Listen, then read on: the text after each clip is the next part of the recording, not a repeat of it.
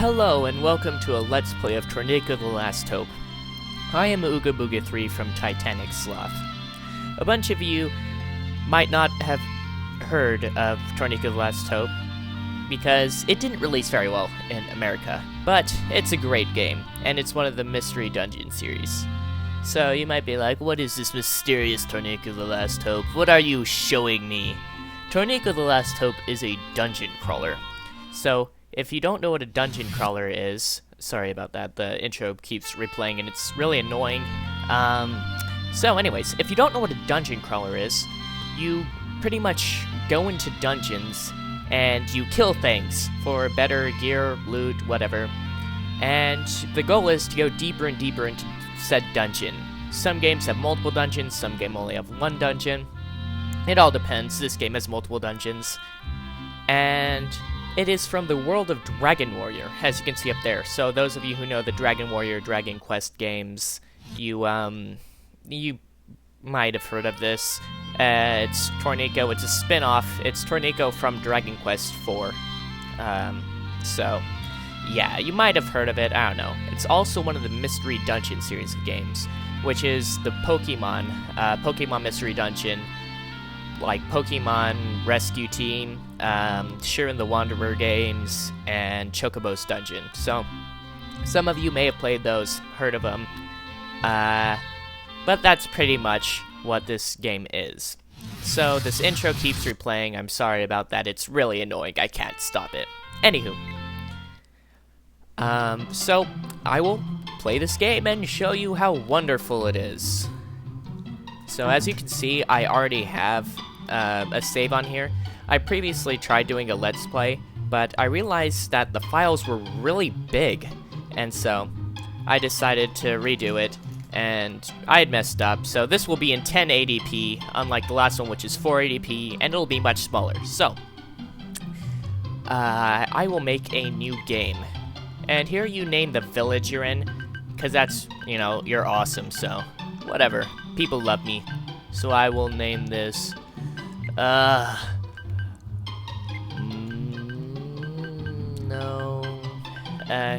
I'll name it Cool Village. Whee! Cool Village. You gotta rename it. I might think of something later that's not as cheesy.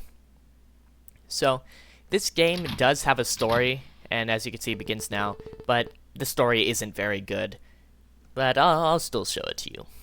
So old man pops out and says, "This isn't good. This is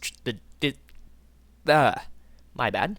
This isn't good. That truly is the joy chest. I fear the worst." Which can only mean that ominous stuff's about to happen. Papa, welcome home, Papa. So, Mama, Papa's home. So, this is Torneko. You're the tubby merchant there. That one on the top, that creature thing, is apparently your wife. And the little small thing on your right is the child. Welcome home, dear. I hope things weren't too hard for you today. Papa, would you play with me? Papa, please. Oh, ha, ha, no. Oh, Paulo, Papa's tired from work. Be a good boy and play with him later.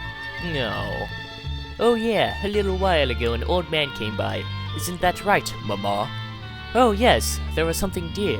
You see. Yeah, kind of messed up on the timing of that. Oh, well. Old man, ... Good lady. Yes? May I help you? This chest. Where did you get it? Why is it here? My husband brought it back from the magical dungeon. What? The magical dungeon, you say? Yes, we've been running our shop in this village. About half a year ago, we were given permission by His Majesty the King, and... Good lady, may I open this chest? Yes, be my guest. We built this joy chamber so that anyone could see it. So, yeah. Another cool thing about this game is the soundtrack is really nice, even though that the lines are kind of cheesy, and the story blows. Oh, I accidentally didn't mean to press that. Whatever. Good lady, pray tell, are you happy? Pardon? Yes, of course. Not just me, but everybody hearing that song claims it makes them happy. Just as I feared. This is not good. Pardon? Is your husband in? He's out working now. I see. Then I had best return. I'll return later. I'll be back. Good lady. Yes? Yes. What do you want of us? Tell your husband this. The seal of evil can only be overcome by those hearing the voice of the elemental spirits. Pardon me. We shall meet again. Which is totally not creepy at all. So, dear, I'm afraid there's something wrong. Sloth, there's big trouble. Torneko, something's gone terribly wrong. Monsters have appeared in the eastern field. The eastern field? The one that leads to the castle? Exactly. I was picking mushrooms when I saw a strangely large mushroom. So I went to take a closer look. No, it can't be. It was a monster? Exactly. Not only that, but the field seems to have changed in a strange way. You want to know what I think? It's as if it's turned into a magic dungeon. Yes, I was going to say that, you little turd. Why do I think so? You'll see what I mean if you go yourself. It's hard to believe what happened to the eastern field. Dear, do you think it would be best if His Majesty were told? Maybe he'd learn something or you'd learn something. I don't know, I didn't read it. Papa, you're the only one who can get the magic dungeon to the castle. Exactly. I think so too. Torneko should have no problem to get to the castle. Don't give up. So, you just witnessed the longest scene of story in this entire game. Most things are only like 10 text boxes long. So, this is the game. Now, it was released a long time ago. I first played it when I was 4, when it first came out. And so, I chose this to make a Let's Play because I'm good at it. And so, it would look silly if I kept dying repeatedly while making a Let's Play. So, whatever. Close enough. And so, this is what the game looks like. And as I said earlier, I would explain what a dungeon crawler is. You just, like, move around, and as you can see, there's 2 weapons here. I just got a club and a sword, and a herb, and a scroll that's a bang. So, when I press triangle, this is also a PlayStation 1 game, so, I might say, like, when I press circle or when I press triangle, that's because I'm using a controller on this. So, there's item, map, look option. Item is just your stuff, self-explanatory. Map is this little blue thing that you can see the yellow dot walking around. That's the map. It's just an overlay. I always keep it on because I get lost. Then there's look that looks under you, and there's options, sound, auto turn, feedback. So,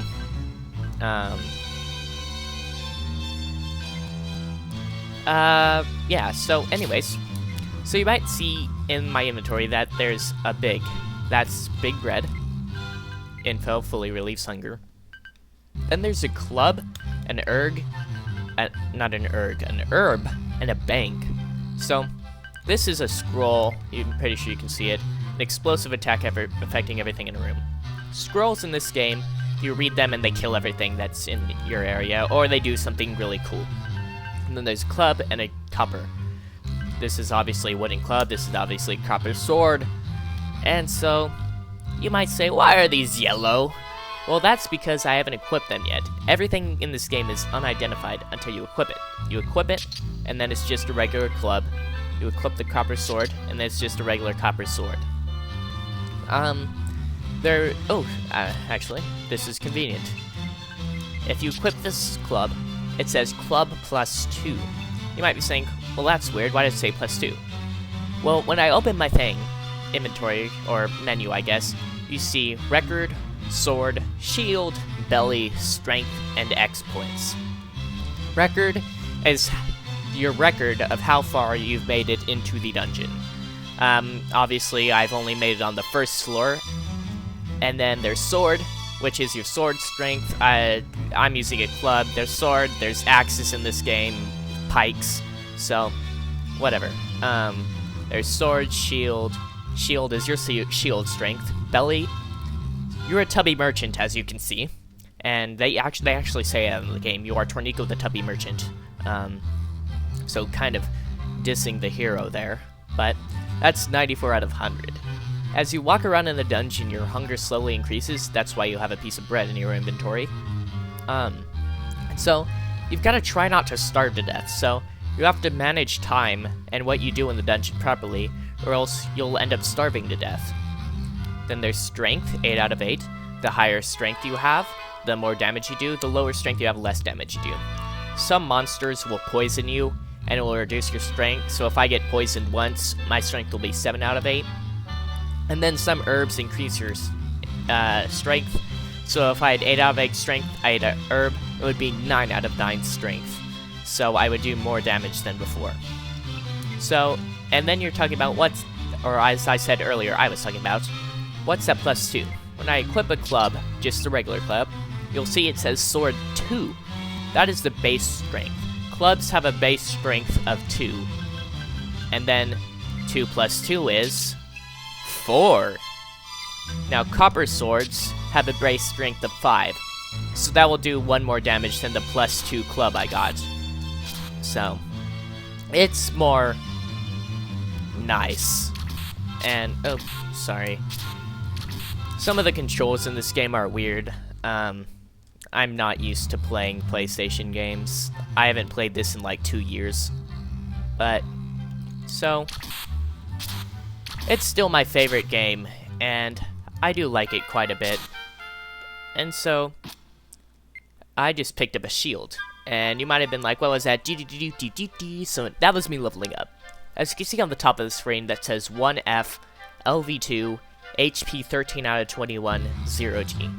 The 1F is on the first floor of the dungeon. As you go deeper in the dungeon, the floor number increases, so you can tell what floor you're on.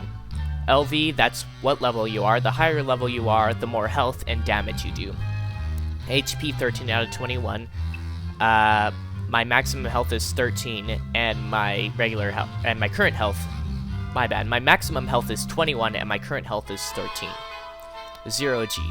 That's how much gold you have. You use it to buy items from shops, and deposit in banks and whatnot. You know, it's not needed, but it's quite nice.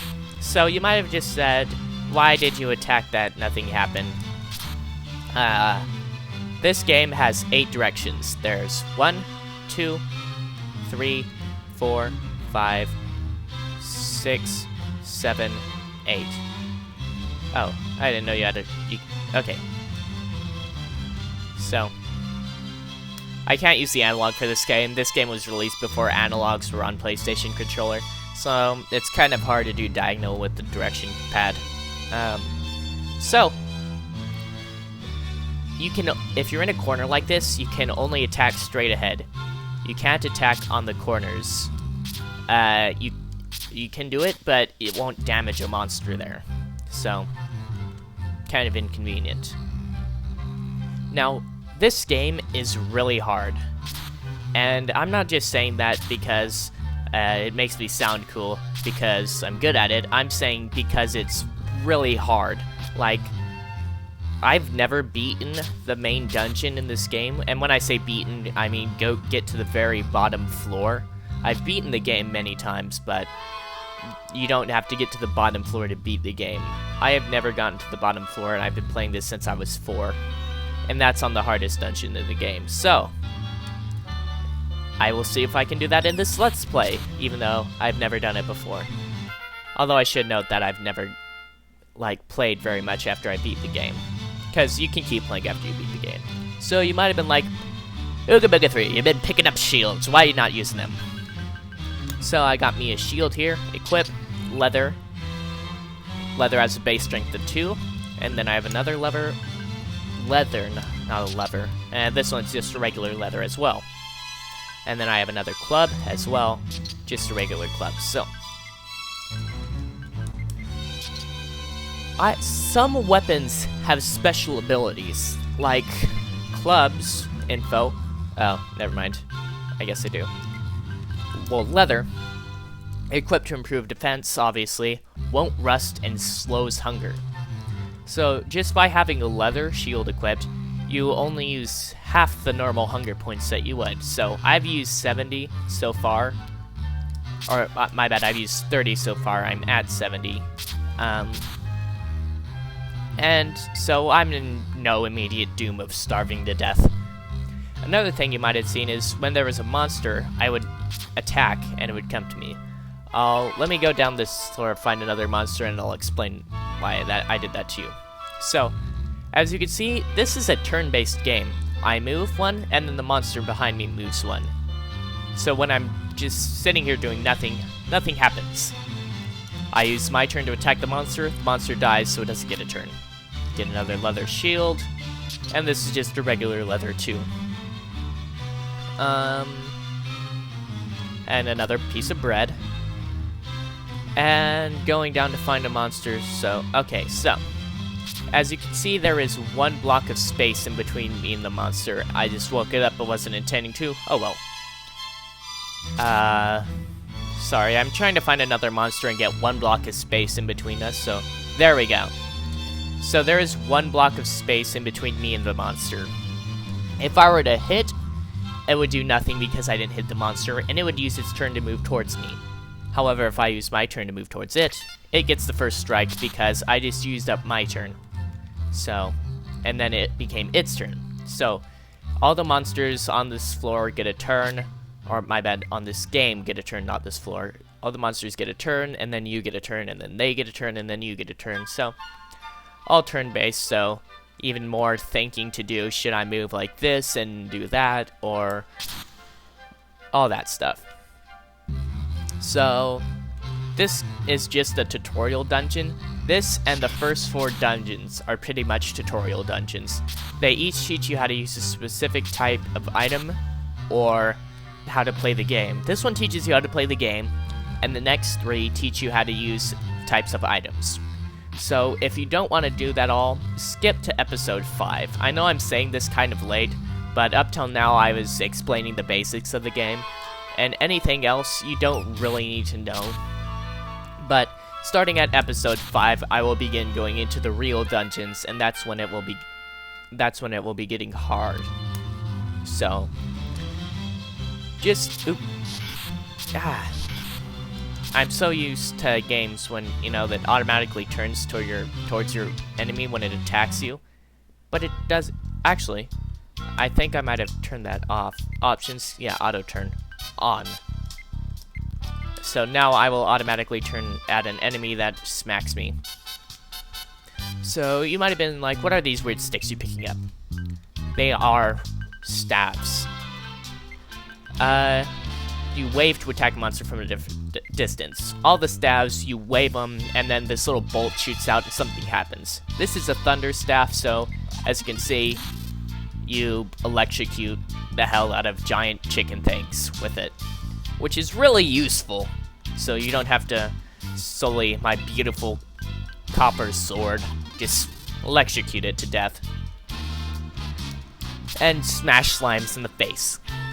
So, this game is really old, and so some things might seem kind of weird, like the inability to turn off the music so that I don't have to turn my microphone volume all the way to maximum to be heard over it. So, I apologize if you can, like, hear background noise. It's not my fault, the music is just too loud. So, yeah. So this is the last floor. I'm about to beat this, and then we'll have another long dialogue sequence. And then that's when, you know, people start shutting up and let me kick some ass in dungeons. So, going down the staircase and into the castle.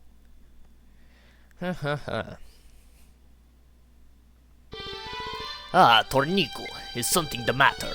What, you say the western field has turned into a magical dungeon? How good of you to bring me that news. You have my thanks. I must admit, there is something that worries me. In the past, monsters never appeared out of dungeons, but for some reason they have begun appearing where people live. I have sent the prince to the city in the west to investigate this, but I have not heard back from him. Fortunately, there have not been any serious incidents yet. Torneko, if you find out anything, let me know. So, I will be doing annoying voices for every single character in the game, so you have that to look forward to. And don't worry though, most of the game is just going in dungeons, kicking butt, not talking to annoying kings with strange accents. So, I believe there's a bit more dialogue after this, so... Going back to the home. Yeah. I see, so His Majesty did know something was wrong. I heard that the monsters are even more ferocious than before. Please be careful. Oh yes, while you were at the castle, our old storehouse collapsed. I asked Ed the carpenter to repair it, but he says it will take a while. I sold the items you brought back from the field. Here is the money we earned. 4,510 gold. I am home. Papa, you are home already. Papa, what are those books on the counter again? Look, I am talking about these books on the counter in the room. The book on the left is 10 Rules of Adventure that His Majesty gave the Papa before. Those are pretty much rule books. You know, nothing big. In the middle is the journal. That's where Papa keeps a record of his adventures. That is where you access the storehouse so that you can sell things. Because there are no merchants in this game that you sell stuff from, only merchants you buy stuff from. Actually, that's not true. In dungeons, there's shops that you can drop items that you don't want. But items that you bring back from dungeons, you can sell there. It's where you save and look at your high scores. And the book on the right is Papa's adventure menu. Paulo always gets them mixed up. But Mama, oh my goodness, look at the time. You must be tired. Come on, it's time we went to the beds. Yarg, monsters. I invested in a mansion, but it's infested with monsters. No, no, no. What am I to do? Somebody was making a lot of noise, and this morning it woke me up. Yawn, I am still sleepy. That voice was a banker. He recently bought the mansion in the square to open a bank. Dear, why don't you go see what's the matter with him? I'm going to play in the square. So, okay dear, good luck. So, that is it for the first dungeon and the annoying dialogue sequences. You might be saying, but this story looks pretty interesting. Trust me, it's not. That is the longest part of the story we will encounter in the game, except for the ending. So, it's pretty much goal, you know, go in the dungeons, kick monsters. So, in the next episode, I will figure out what the hell is wrong with that banker and solve some problems. Thank you for watching. This is Ooga Booga 3 from TitanicSloth. Nice doing business with ya. Comment, rate, subscribe, and come back for the next episode.